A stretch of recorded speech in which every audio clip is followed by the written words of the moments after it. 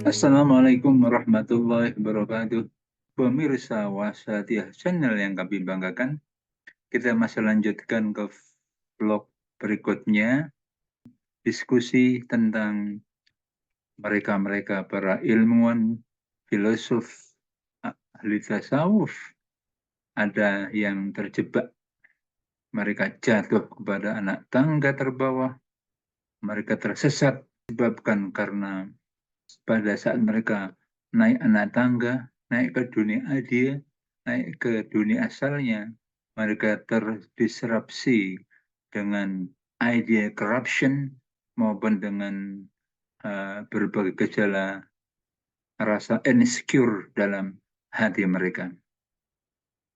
Idea disruption adalah adanya gangguan dalam proses internal mereka sebagai seorang ilmuwan dan filosof dan tidak menyadari dia sudah merasa bangga paling besar, paling tinggi, dan kemudian mereka meremehkan, merendahkan yang lain. Kita juga akan melihat gejala lain yang sedang merajalela. Wahai halo para sahabat milenial, sahabat Gen Z, kita bisa mengikuti jejak digital di media sosial. Ada sekelompok mereka yang diposisikan sebagai orang yang punya ilmu, sebagai guru, sebagai kiai, kemudian sedang senang-senangnya, yang menikmati euforia di medsos, mereka mencaci maki, gaung bersambut, menjelekkan, bersuara keras, mengobral kekurangan sesama, bahkan kekurangan saudara muslim. Entah demi tujuan yang besar katanya, tujuan dalam rangka NKRI. Tujuan-tujuan itu jangan-jangan hanya selimut ilusi untuk menggelincirkan dia yang dalam posisi mulia, kemudian menampakkan akhlak-akhlak rendah negatif, membuka aib sesama, mengumbar dalam dunia media sosial.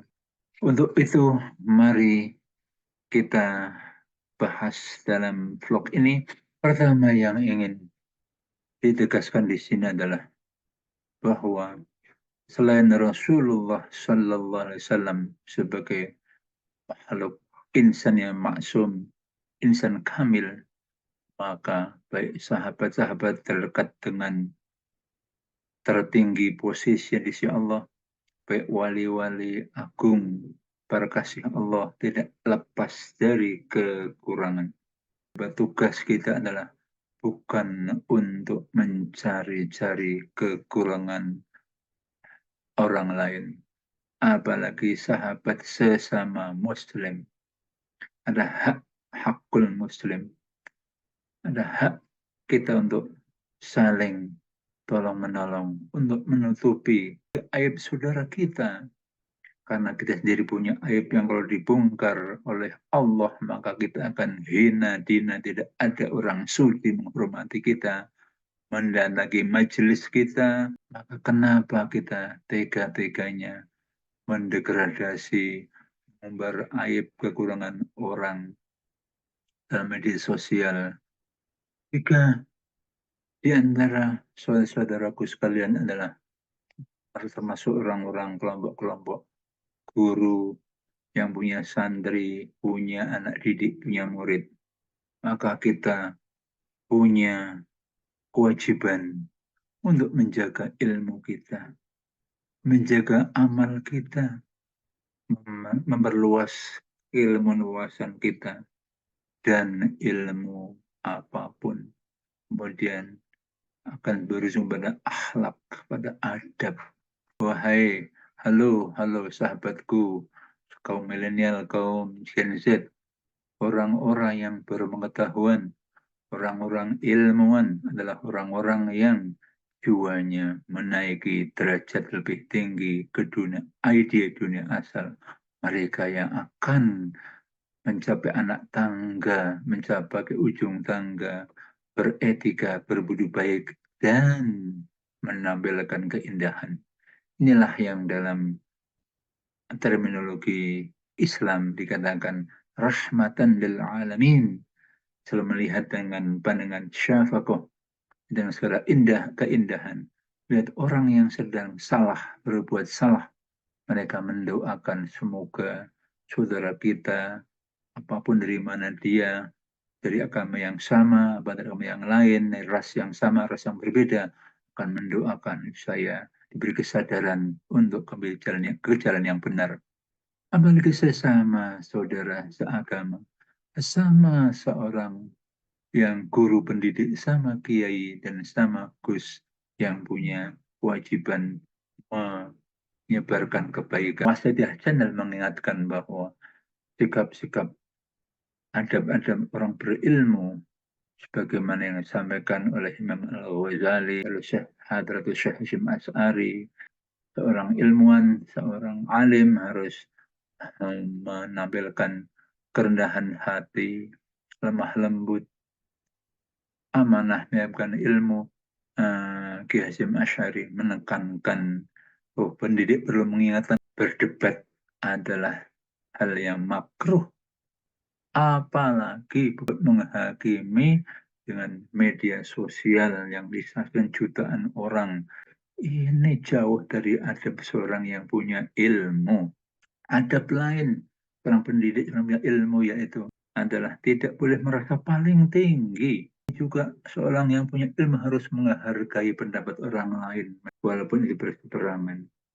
Dari mana hujahnya, dasarnya saudaraku yang punya ilmu, punya masa, punya pengikut, seorang pendidik, guru, kiai, bahkan merasa wali, kemudian mengumbar jauh dari adab-adab seorang pemilik ilmu.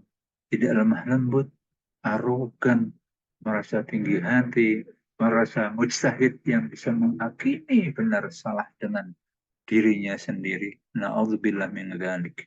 Sama sekali itu bukan cerminan akhlakul karimah, bukan cermin adab-adab orang-orang berilmu.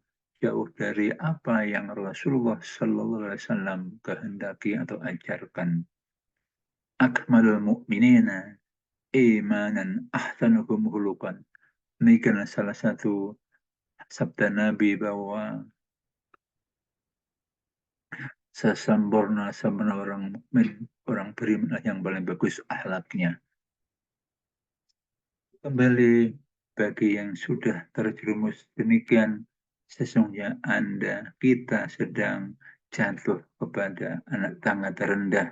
Kita sedang terpeleset karena disrupsi ide, karena berasa insecure, dan karena kesombongan, karena kelalaian mengontrol nafsu, karena kita pertahanannya jebol dan bisikan setan.